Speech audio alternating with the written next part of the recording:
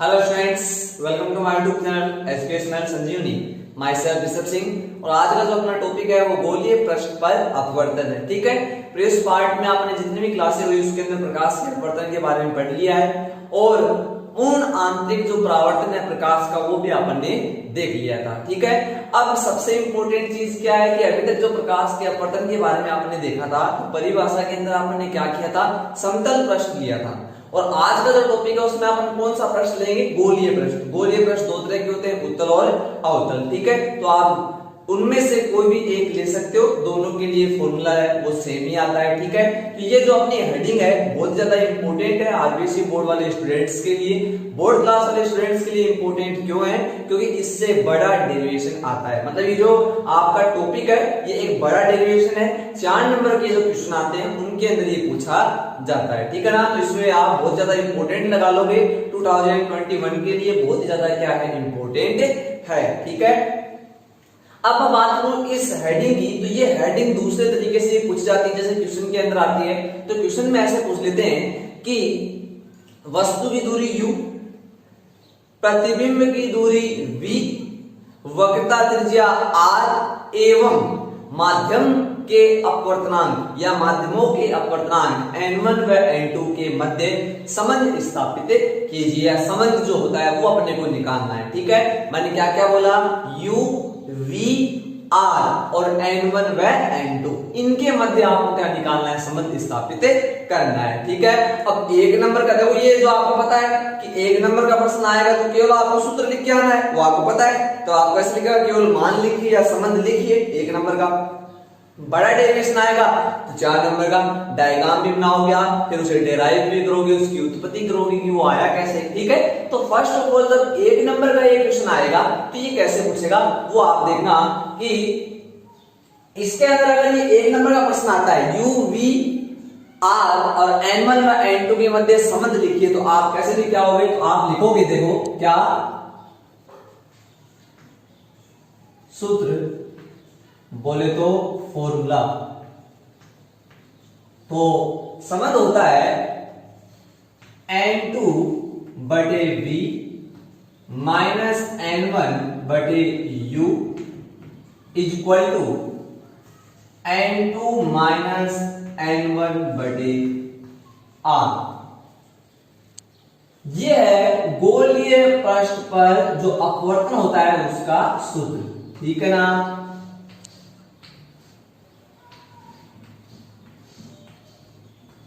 एक नंबर का अगर प्रश्न आएगा तो आपको ये बातें लिख के आनी होती है, ये सूत्र लिख के आना होता है। ठीक है, अब जहां लगा के ये भी आप लिखोगे, जहां लगाओगे,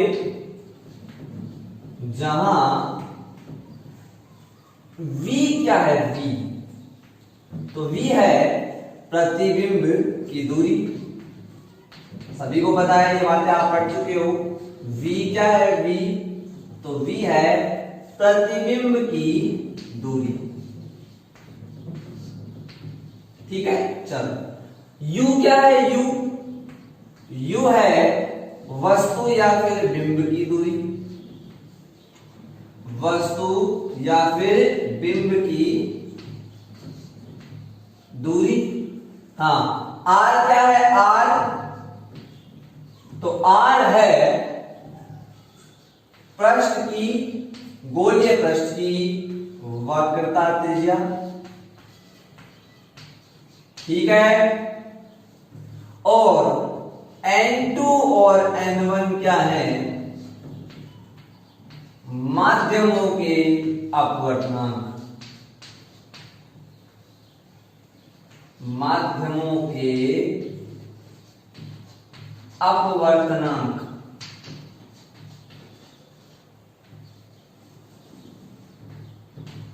ये है माध्यमों के अपवर्तनांक। ठीक है, तो 1 नंबर का जब प्रश्न आएगा तो आपको सूत्र लिखना है। ठीक है, और ये बातें आपको लिखनी है, जो आप ध्यान में रखोगे। ठीक है, ये बातें मैं आपको 11th क्लास में बता चुका हूँ। ठीक है, तो आपको ऐसे करना है कि छोटा क्वेश्चन जब आता है तो आप सूत्र लिख देते हो, उसके बाद में उसके बारे में आप लिख देते हो, और जब बड़ा क्वेश्चन आता है तब आप इसके नीचे जो मैं स्टार्ट कर रहा हूँ वहां से आपको स्टार्ट करना है। ठीक है ना, जब 4 नंबर का प्रश्न आएगा, 1 नंबर का आएगा तब तो ये लिख के आओगे इतना ही बस, और जब 4 नंबर का प्रश्न आएगा तो मैं आपको बताता हूँ वहां से आपको स्टार्ट करना है, ये आपको नहीं लिखना है। ठीक है, देख लो, जब अब ये सूत्र है ना आया कैसे, यानी ये डेरिवेशन अपन करेंगे, ये सूत्र की जो उत्पत्ति है वो कैसे हुई है।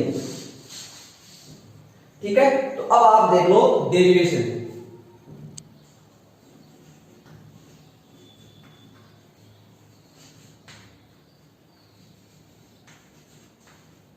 अब अपन इसका कर लेते हैं क्या, डेरिवेशन। ठीक है, तो जब 4 नंबर का प्रश्न आएगा तब आपको यहां से स्टार्ट करना है। ठीक है ना, और 1 नंबर का आएगा तो ऊपर से आपको स्टार्ट करना है, वहां पे जो बातें मैंने बताई वो आपको लिखनी है। ठीक है, चलो अब 4 नंबर का काम अपन करते हैं। तो देखो डेरिवेशन में सबसे पहले अपन बनाएंगे इसका डायग्राम। इसका क्या बना लेंगे अपन, डायग्राम बना लेंगे। तो देखो चित्र बोले तो डायग्राम में इसका बना देता हूं, ध्यान से देखना, जो डायग्राम होते हैं वो ही सबसे ज्यादा इंपॉर्टेंट होते हैं, क्या आपको ध्यान रखना है, क्योंकि डायग्राम की हेल्प से ही अपन क्या करेंगे, समीकरणों को प्राप्त करेंगे, और उन समीकरणों की सहायता से अपन लास्ट में जो अपना सूत्र है वो निकाल पाएंगे। ठीक है, तो देखो मैं सबसे पहले इसका डायग्राम बना लेता हूं। तो देखो ये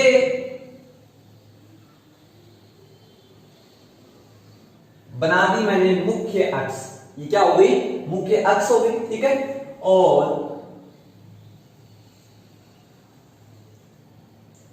ये बनाई है मैंने उत्तल सतह, दिखाई दे रही होगी आपको।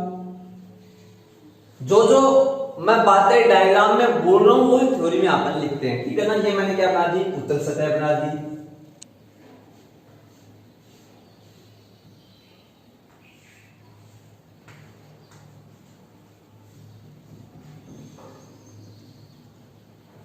ठीक है ना, ये आपने क्या बनाई है, उत्तल सतह आपने बना दी।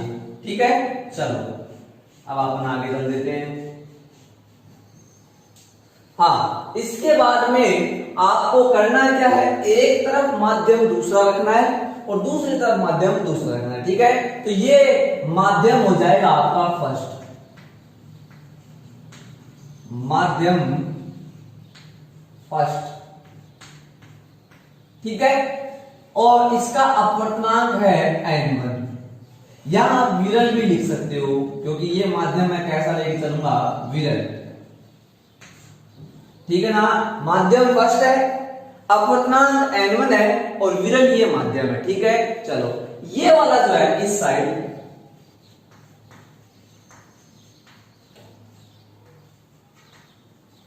माध्यम सेकंड। ठीक है ना, माध्यम कौन सा हो गया, सेकंड हो गया। उसके बाद में यहां देखोगे आप, इसे मैं बोल रहा हूं सघन माध्यम है। ये कौन सा माध्यम है, ये सघन माध्यम, अपवर्तनांक इसका है n। ठीक है, ये बातें आपने समझ में आ रही। तो अगर ये सघन माध्यम है तो मैं क्या करता हूं, देखो इसे थोड़ा सा डार्क कर देता हूं, इसे थोड़ा सा क्या बना देते हैं, हम डार्क बना देते हैं, जिससे आपको पता चले कि ये कौन सा माध्यम है, सघन माध्यम। ये देखो, यह आपका मैंने डार्क एरिया बनाया है, डार्क का मतलब ये कौन सा है, ये सघन माध्यम। ठीक है ना, तो आप ध्यान रखोगे ये जो माध्यम आप लेके चल रहे हैं वो आपका कौन सा माध्यम हो गया, ये आपका हो गया सघन माध्यम।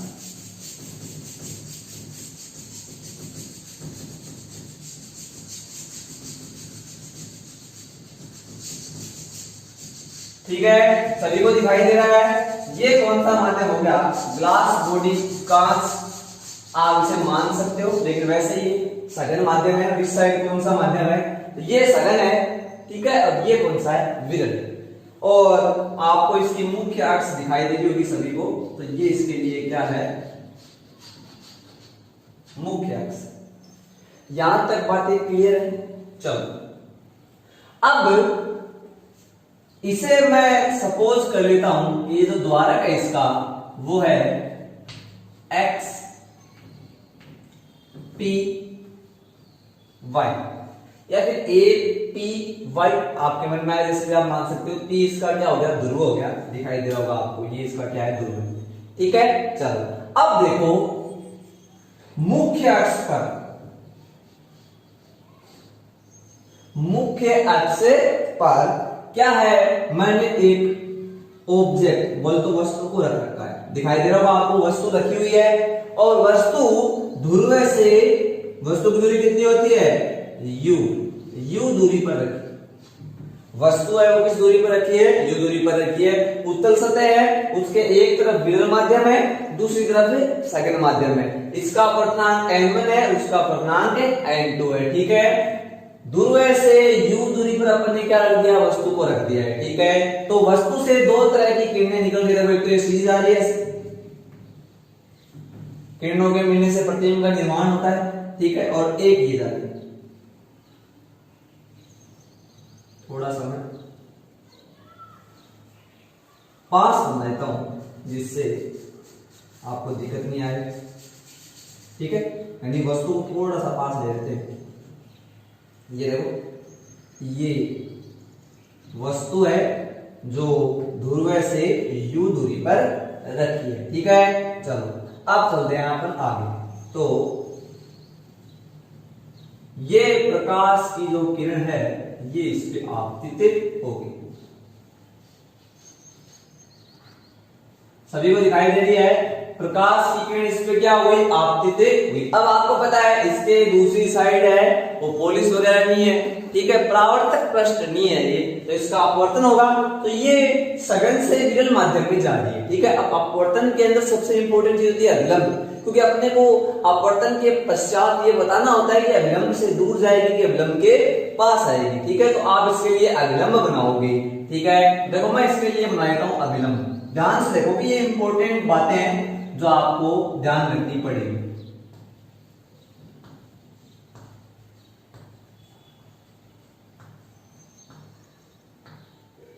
सभी को दिखाई दे रहा होगा,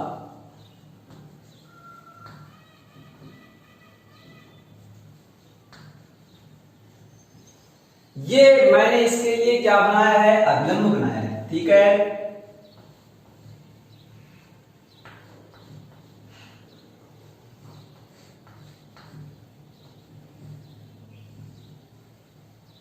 अभिलंब दिखाई दे रहा है आप सभी को।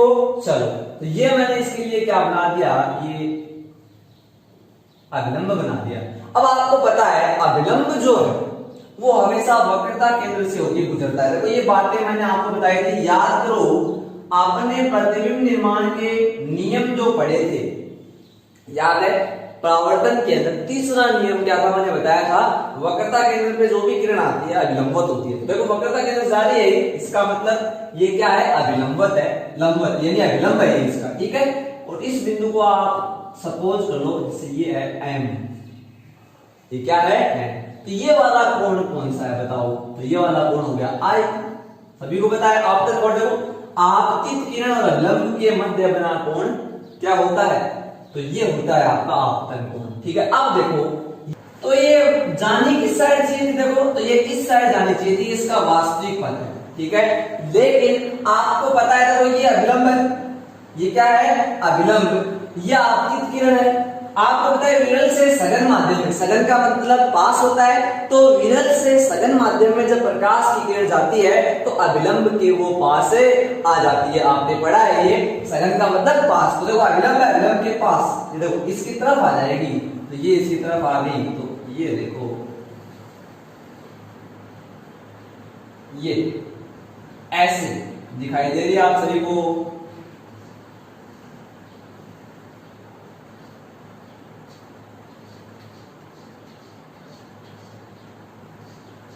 ठीक है, तो ये इस प्रकार से आ गई, तो यहां आप क्या कहोगे, यहां पे ये बन गया आपका प्रतिबिंब, ये आपका क्या बन गया, प्रतिबिंब। ठीक है, चलो अब बताओ वक्रता केंद्र की ध्रुव से दूरी, तो ये होती है वक्रता त्रिज्या, और प्रतिबिंब की दूरी तो वो होता है v।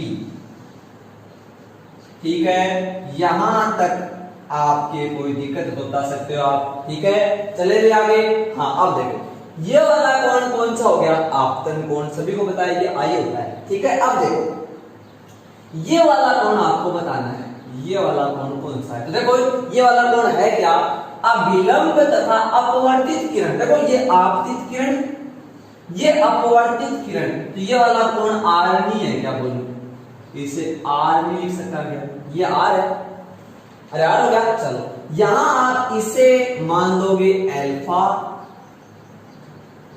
बीटा और इसे थीटा, ये मैंने सपोज कर लिए। ये वाला कोण अल्फा और ये थीटा, ये वाला आई और आर आपके समझ में आ गया। बोलो इस डायग्राम में आपकी कोई दिक्कत है तो, क्योंकि डायग्राम ही आपका क्या है, मेन पार्ट है, ठीक है ना। तो आपको डायग्राम याद रखना है, ठीक है। डायग्राम आपके याद हो गया होगा। चलो अब चलते हैं यहाँ पर आगे।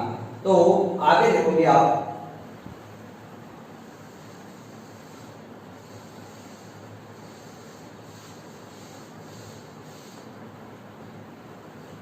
डायग्राम के बारे में आपको करना क्या है वो आप देखोगे। देखो अपने को एक मैथमेटिक्स में 10th की मैथमेटिक्स में एक प्रमेय काम में आती है, वो याद रखनी है।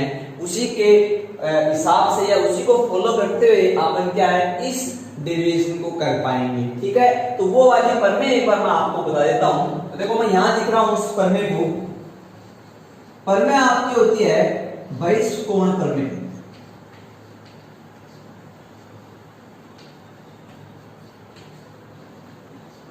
बहिष्कोण प्रमेय आपके याद है क्या, बहिष्कोण का मतलब बाहर वाला कोण, और जो बाहर वाला जो कोण होता है वो आंतरिक कोणों के योग के बराबर होता है, ये आपने पढ़ा होगा। ध्यान से देखना, अगर मैं ये त्रिभुज बना लूं, ठीक है, ये ए है, ये बी है और ये सी है, ठीक है। ये इसका कौन सा बाहर वाला कोण हो गया, इसका मान आंतरिक दोनों कोणों के बराबर होगा। ये सामने वाले जो आंतरिक दो कोण है, सामने इसके सामने ये, इनके योग के बराबर, बोले तो C बराबर होगा A प्लस बी। ये है बहिष्कोण प्रमेय। बहिष्कोण प्रमेय आपने पढ़ी होगी कि बहिष्कोण का मान है दोनों आंतरिक कोणों के योग के बराबर होता है, बहुत ही इंपॉर्टेंट है, ठीक है। ये आपकी याद है तो इस डेरिवेशन को अपन करते हैं, ठीक है। चलो अपन इसे कर लेते हैं। तो सबसे पहले आप एक बात मेरे को बताओगे कि अपन अपवर्तन पढ़ रहे हैं, और अपवर्तन में पहला जो नियम है वो तो आपको क्या होता था, तीनों एक ही तल में होते हैं, लेकिन दूसरा नियम स्नेल का है। तो यहाँ पे अपन स्नेल का नियम जरूर लगाएंगे। स्नेल का नियम ही क्यों लगाएंगे, क्योंकि अपवर्तनांक है वो स्नेल के नियम से ही संबंधित होता है। और मैंने कहा ना कि इस डेरिवेशन में आप कर क्या रहे हो, we you are n1 n2 के मध्य संबंध स्थापित कर रहे हो। इसका मतलब n1 n2 लाना है, और n1 n2 लाने के लिए अपन क्या लगा देंगे, स्नेल का नियम लगा देंगे। तो आप यहां लिखोगे क्या, बोलो स्नेल के नियम से, स्नेल के नियम से। स्नेल के नियम से आप क्या बता सकते हो, बोलो तो आप कहोगे sine I upon sine R is equal to n2/n। ये आपका स्नेल के नियम का मैथमेटिकल गणितीय रूप होता था। ऐसे नहीं इस परिभाषा लिख रहे हो, गणितीय रूप लिखना है, ठीक है। वजन गुना कर दोगे तो ये कैसे आ जाएगा, बोलो n1 साइन आई बराबर n2 साइन आर, ठीक है। अब जब आप इसकी थ्योरी लिखोगे तो आपको एक लाइन याद रखनी पड़ेगी। देखो ये स्नेल का नियम मैंने आपको थोड़ा सा बताया है, लेकिन अभी मैंने डेरिवेशन स्टार्ट नहीं किया है। डेरिवेशन स्टार्ट करूंगा तो मैं बात बताऊंगा। तो देखो मैंने आपको दो चीज बता दी, एक तो आपके काम में आएगा बहिष्कोण प्रमेय काम में आ जाएगी, एक आ जाएगा स्नेल का नियम। दोनों मैंने बातें लिख दी। अब देखो आप इसकी थ्योरी में क्या लिखोगे। अब पहले डायग्राम बना लिया आपने, डायग्राम के बाद में आप थ्योरी इसकी स्टार्ट करते हो, ठीक है। तो थ्योरी में आप क्या क्या लिखोगे वो आप ध्यान से लिखोगे। सबसे पहले लिखोगे अपने पास एक उत्तल सतह है, कौन सी, एक्स पी वाई, जिसके एक और माध्यम फर्स्ट है दूसरी ओर माध्यम में सेकंड है, माध्यम फर्स्ट रियल माध्यम दूसरी तरफ है सेकंड माध्यम। अपवर्तनांक n1 और क्या है n2 है। इसके ध्रुव से u दूरी पर इसके सामने आपने वस्तु को रख रखा है, वस्तु से चलने वाली किरण से प्रतिबिंब हमें I मिल जाता है, दूसरी तरफ मिलता है। ठीक है, ये आपको बातें लिखनी। फिर आप एक बात लिखोगे कि जो द्वारक है x p y ये इन दूरियों की तुलना में बहुत छोटा है। द्वारक है वो दूरियों की तुलना, जैसे ये दूरी बोलूं OP यानी U जो है ये इस द्वारक की तुलना, अभी तो मैंने यहाँ पे बड़ा बना रखा है लेकिन ये तो समझाने के लिए मैंने बनाया कि आपको एकदम क्लियर दिखाई दे। लेकिन ये वाली दूरी है XPY यानी ये वाला जो चाप है ये इस OP दूरी की तुलना में बहुत छोटा है, यानी द्वारक है वो बहुत ही क्या है छोटा है। और जब द्वारक छोटा होता है तब क्या होता है, ये बनने वाले जो कोण है वो क्या होते हैं अल्प होते हैं। क्या होते हैं अल्प होते हैं। ये काम अपन ने किया था जब अपन ने r बराबर 2f निकाला था, याद है क्या, r बराबर 2f मैंने बात बताई थी कि द्वारक छोटा होता है तो अपन क्या करते हैं, ये आप याद रखोगे द्वारक छोटा होगा तो कोण क्या बनेंगे अल्प बनेंगे। अब आप कहोगे सर कैसे, आप बताओ कि ये कोण अल्प कैसे बनेंगे। ध्यान से देखो, ये देखो द्वारक है बहुत ही छोटा, दिखाई दे रहा है आपको द्वारक जो कितना छोटा है, ठीक है, और मुख्य अक्ष होगी, ठीक है, ये वस्तु और ये देखो कोण बना ही नहीं है। देखो क्या कोण बना है, आगे देख लो, ये अभिलंब ये भी। क्या आपको अल्फा बीटा या फिर थीटा आई और आर दिखाई दे रहे हैं, आर दिखाई नहीं दे रहे क्योंकि वो कोण क्या है बहुत ही छोटे हैं। ठीक है, तो आप ये ध्यान रखना कि द्वारक जब छोटा होता है, द्वारक क्या होता है छोटा, जब ये द्वारक छोटा हो जाएगा तो ये कोण दिखाई नहीं देंगे, कोण क्या रहेंगे अल्प। ठीक है, चलो, और लास्ट में आप एक लाइन लिखोगे कि आपने m से इसके ऊपर एक अभिलंब डाल दिया तो आप यहाँ पे एक लाइन लिख दोगे, क्या बोलो, इसे p डैश मान लो। ठीक है, आप लिखोगे m p डैश जो है वो मुख्य अक्ष पर क्या है अभिलंब।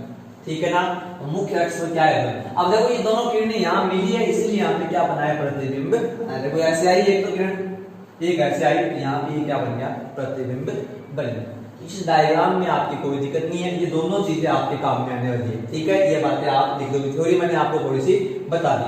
अब देखो होगा क्या, अपन क्या करेंगे, मैंने एक बात बोल दी द्वारक छोटा है, द्वारक छोटा है तो दो तीन बातें आप यहाँ पे ध्यान रखोगे। द्वारक जब छोटा होगा तो कोण अल्प बनेंगे और P और P डैश एक ही जगह विद्यमान होंगे, यानी दोनों संपाती होंगे, दूर दूर अभी आपको दिखाई दे रहे हैं क्योंकि द्वारक बड़ा है। द्वारक जब छोटा होगा तो आपको दिखाई नहीं देंगे, कैसे, ध्यान से देखो, ऐसे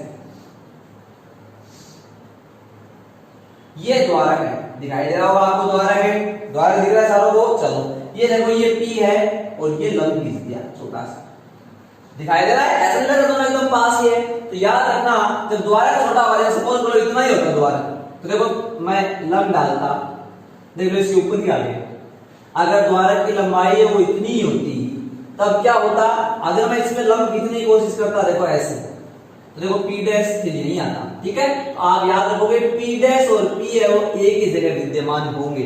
मतलब क्या है, चाहे बोलो OP चाहे बोलो OP डैश, बातें एक ही है। क्यों, क्योंकि P है वही P डैश है, P डैश है वही क्या है P है। ठीक है, क्योंकि द्वारक है वो छोटा है इसलिए। चलो तो स्टार्ट करते हैं डेरिवेशन। डेरिवेशन में फर्स्ट आप लिखोगे स्नेल के नियम से sin i बटे sin r बराबर n2 बटे n1, क्योंकि यही अपने काम में आने वाला है। आपने ये एक समीकरण बनाना, सभी को दिखाई दे रही है। चलो अब इसमें आप क्या लिखोगे, नीचे आप लिखोगे चूंकि द्वारक कौन सा है, x p y,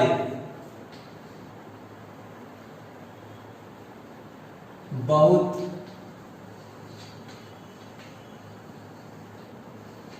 छोटा है, द्वारक है वो क्या है बहुत ही छोटा है,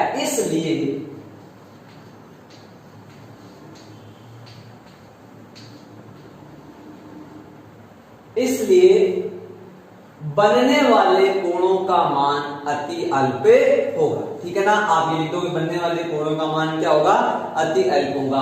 अर्थात साइन आई जो है वो लगभग होगा आई के बराबर और साइन आर है वो लगभग बराबर होगा आर।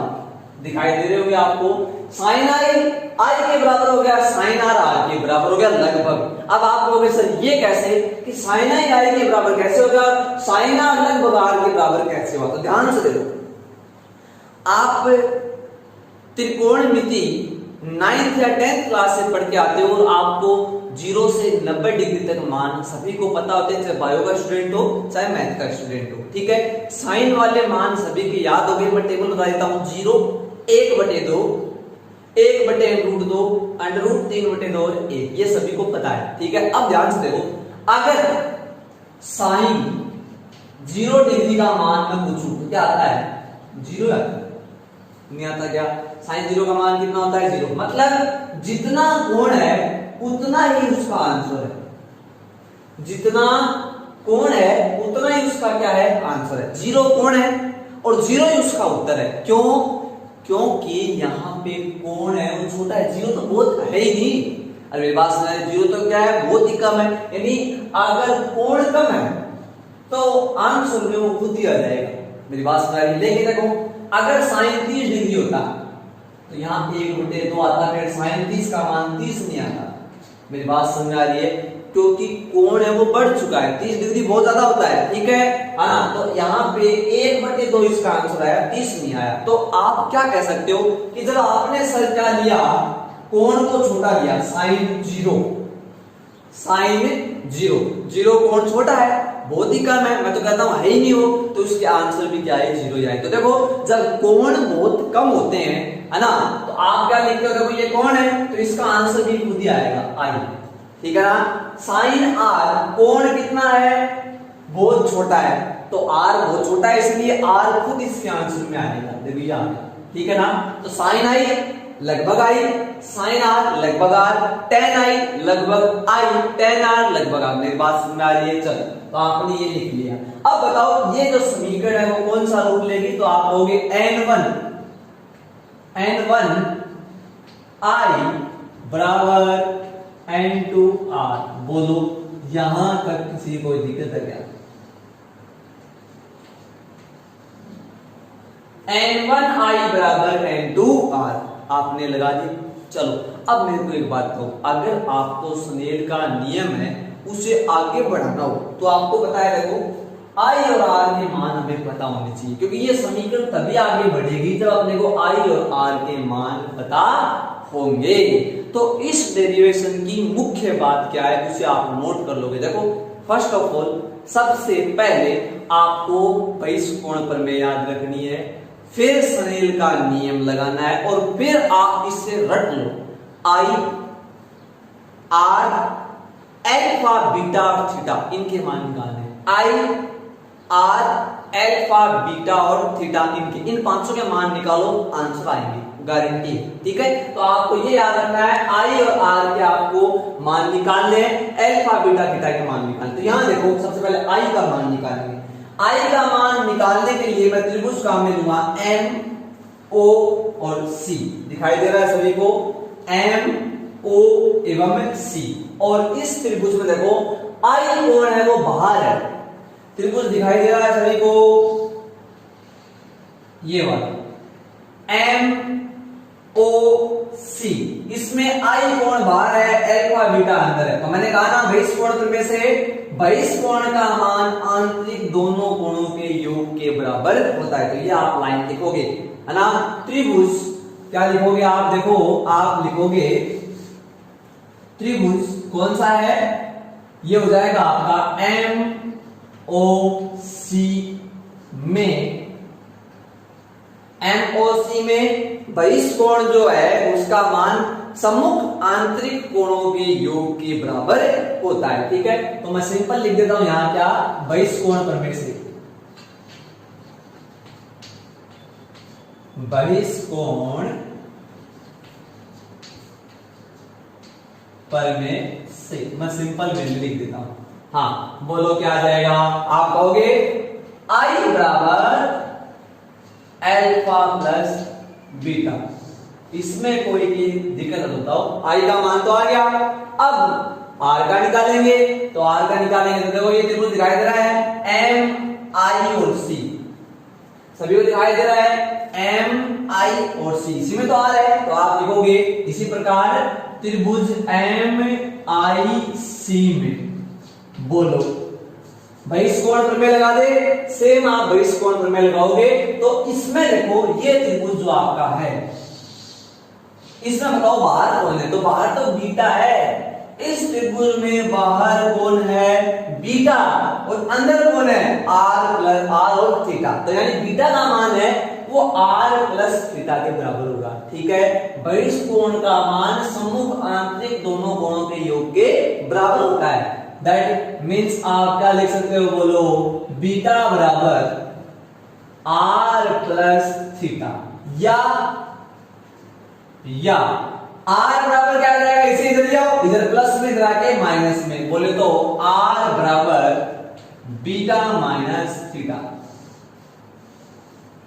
बोलो यहां तक किसी कोई दिक्कत हो नहीं है। चलो आई और आर का मान अपन इसके अंदर पुट कर देंगे, इसके अंदर रख देंगे। ठीक है, तो आई और आर के मान आप इसके अंदर आप रख दो, तो रखो फटाफट इसके अंदर आई और आर के मान आप रखोगे।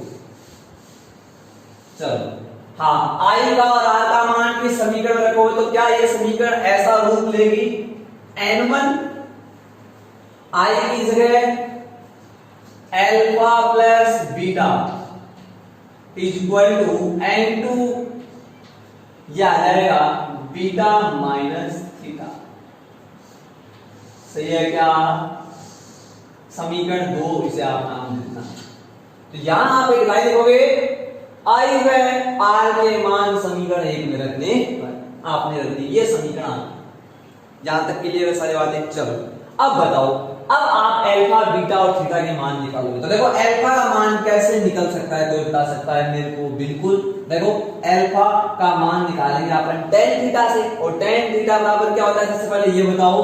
तो आपने पढ़ा है tan थीटा बराबर होता है लंब बटे आधार, पता है ना, tan थीटा बराबर क्या होता है, लंब बटे आधार होता है। ठीक है, तो इसमें थीटा तो है नहीं, इसमें तो कोण क्या है, अल्फा, इसमें कोण क्या है, अल्फा। तो बोलो आप लोगे त्रिभुज कौन सा, इसमें त्रिभुज आ जाएगा आपका एम ओ पी डैश। ठीक है, M O P dash comma लगा के दूसरा त्रिभुज कौन सा ले लोगे, देखो बीटा निकालना है तो ये वाला ले लो, एम पी डैश सी दिखाई दे रहा है ये वाला। तो एम पी डैश सी एवं एक त्रिभुज और ले लो आप, एक त्रिभुज ये वाला ले लोगे आप, भी ये वाला, इसमें लंबवत रेखा ये है, त्रिभुज को ये मत ले लेना, त्रिभुज ये लेना है। देखो ये वाला दिखाई दे रहा है सारों को, और इसी में भी आ जाएगा। फिर इसमें आप क्या लगाओगे, बोलो एवं त्रिभुज एम पी डैश आई में। चलो अल्फा बीटा और थीटा के मान निकालने। ठीक है, चलो tan अल्फा बताओ क्या आएगा tan अल्फा का मान। tan अल्फा देखो tan थीटा लंब, लंब का मतलब M P dash upon O P dash. ठीक है, यहां तक किसी को दिक्कत? चलो हाँ बोलो tan बीटा, बीटा ये है, इसके सामने वाली भुजा लंब और ये आधार, तो M P dash upon P dash सी।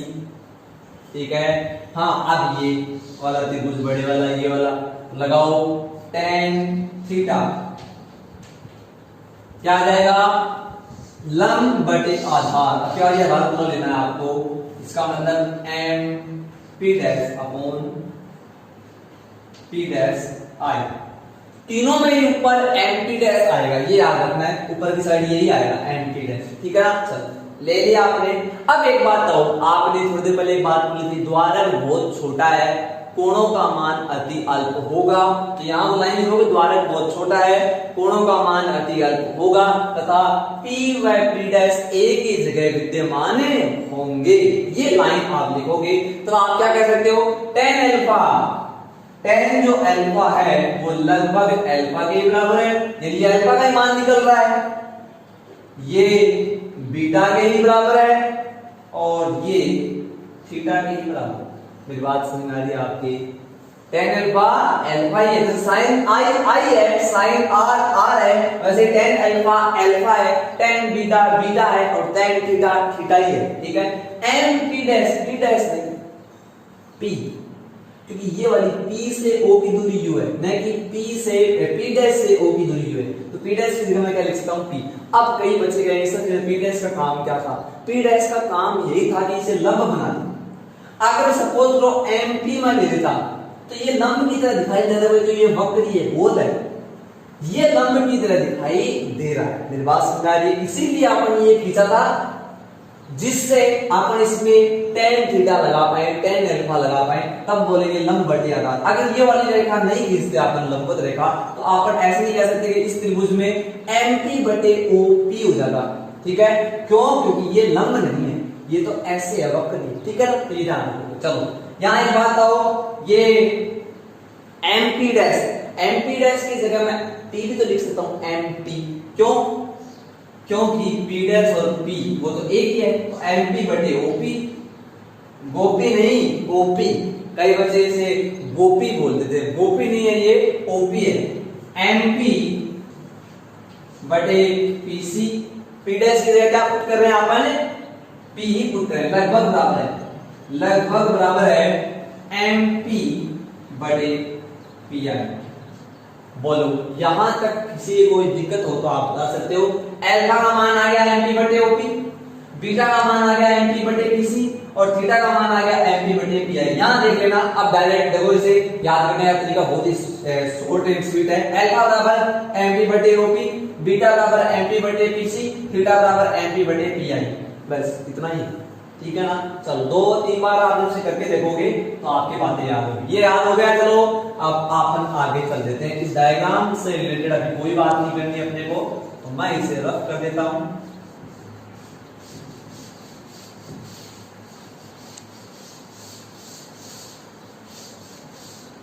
हाँ, अल्फा बीटा और थीटा के मान समीकरण 2 में रखने पर, कहां रख रहे हो, समीकरण 2 में रखो, फटाफट देखो। हाँ, क्या आएगा, तो n1 अल्फा की जगह mp और बटे में क्या है op, तो ये बटे में op आ गया, माइनस बीटा की जगह, माइनस नहीं सॉरी प्लस, बीटा की जगह क्या है mp upon pc equal to n2 beta की जगह mp pc और थीटा की जगह mp pi। बोलो सही है क्या? ठीक है। अब देखो, इसमें से mp कॉमन ले लेना, इसमें से भी mp आप कॉमन ले लोगे। ठीक है, तो क्या बनेगा, देखो इसमें से आप mp कॉमन लोगे तो n1 1 upon op plus 1 upon pc। ठीक है, यहां तक बातें सही है। चलो नेक्स्ट, फिर यहां कॉमन ले लिया तो mp को मैं इधर लिख देता हूं। ठीक है, n2 1 upon pc minus 1 upon pi और ये आ जाएगा mp से mp कैंसिल आउट होगा। ठीक है, n1 को अंदर गुणा करोगे तो n1 op plus n1 pc is equal to, ये तो कट गया, n2 pc minus n2 pi। ठीक है क्या? चलो अब चिन्ह परिपाटी के साथ इसके मान आप रखोगे, ऐसे नहीं तो यहां आप लिखोगे चिन्ह परिपाटी से, चिन्ह परिपाटी से, चिन्ह परिपाटी से आप क्या बोल सकते हो, तो आप कह सकते हो OP का मान कितना है, PC का मान कितना है। देखो OP जो है उसका मान कितना है। तो देखो आपने देखा था इस साइड था ओपी, ओपी किस साइड था, इस साइड, बोले तो ओपी माइनस यू के बराबर, ठीक है। अगर आप उस सतह पर खड़े हो जाओगे, इस साइड है लेफ्ट साइड यानी माइनस, राइट साइड यानी प्लस, ठीक है। ओपी पीसी, पीसी की साइड का सतह के इस साइड था, इसका मतलब ये आएगा प्लस आर, ठीक है। पीआई, पीआई के इस साइड का राइट साइड में ये आएगा वी प्लस का, बोलो बातें समझ में आ गई। आप ये मान आप इसके अंदर आप रख दोगे, ठीक है। तो आप इसके आंसर याद रहेंगे, देखना। इसे मैं थोड़ा सा मिटा देता हूं, देखो बोलो। तो ये तीनों मान इसके अंदर रखोगे तो क्या आएगा, देखो ये आएगा n1 अपॉन ओपी की जगह minus U plus n1 upon PC की जगह प्लस का r equal to n2 upon PC की जगह r minus n1 upon v। यहां तक किसी कोई दिक्कत है, कोई दिक्कत नहीं है। चलो अब देखो r वालों को एक साइड करेंगे, बाकी को अपन एक तरफ करेंगे। तो ये वाली जो टर्म है इसे उस साइड भेज देंगे, इधर प्लस की टर्म है उधर जाके माइनस की, और ये वाले माइनस वाली टर्म है इसे अपन इस साइड ले आएंगे, तो माइनस वाली क्या हो जाएगी, प्लस की। तो ये कुछ ऐसा बनेगा, देखो n1 अपॉन v, इधर आ गया प्लस का हो गया, ये पहले से इधर है माइनस का, तो n1 अपॉन u, ठीक है। अब ध्यान से सोच, देखो ये वाला n था, अभी ध्यान से देख लेना थोड़ा सा n, ठीक है। चलो फिर देखो आप आगे इसको आप उस साइड लेके जाओगे, n2 upon r minus n1 upon r, ठीक है। यहां तक कोई दिक्कत है, कोई दिक्कत नहीं है। देखो इसमें से आप देखो अगर r को एलसीएम ले लेते हो, ये बन जाता है n2 माइनस n1। यही तो है आपका अपवर्तन सूत्र जो मैंने आपको सबसे पहले बताया था, ये आपका मैंने दे रहा है कर n2 बटे v माइनस n1 बटे u equal to n2 minus n1 बटे r। तो ये हो गया आपका अपवर्तन सूत्र, ठीक है। करने का तरीका मैंने आपको बता दिया, डायग्राम बनाओगे सबसे पहले, डायग्राम जैसा है, कोई दिक्कत वाली बात नहीं है। n1 n2 u v p सब कुछ आप लिख दोगे, ठीक है। लंबवत आप डाल दोगे, ठीक है। लंब जो डालते हैं वो आपको मैंने बता दिया, tan थीटा के अंदर लंब अपन को काम में आएगा, इसलिए अपन ले लेते हैं। अब देखो सबसे पहले स्नेल का नियम लगाना है, ठीक है। उसके बाद में आपको पता है कि द्वारा छोटा है इसलिए sin i के बराबर होगा, sin r के बराबर होगा, तो एक समीकरण आप बना लोगे जिसके अंदर i और r आता है। फिर मैंने बताया i r alpha beta gamma या अल्फा बीटा थीटा, इनके मान अपने को निकालने पड़ेंगे। तो आप क्या करोगे, सबसे पहले आप बेस कोड पर में लगाओगे, वहां से i और r का मान आएगा। फिर अल्फा बीटा थीटा का मान ज्ञात करने के लिए आप त्रिकोणमिति लगाओगे, tan अल्फा बराबर इतना, tan बीटा बराबर इतना, tan गामा बराबर इतना, और tan अल्फा अल्फा ही है, tan बीटा बीटा ही है, और tan गामा गामा ही है, ठीक है। p डैश की जब p पुट करोगे, वो जो वैल्यू आई है उस समीकरण 2 में रख दोगे, कैलकुलेशन करोगे थोड़ी सी, ये आपके आंसर निकल आएंगे, ठीक है। इसमें आपकी कोई दिक्कत हो तो आप दोबारा पूछ सकते हो।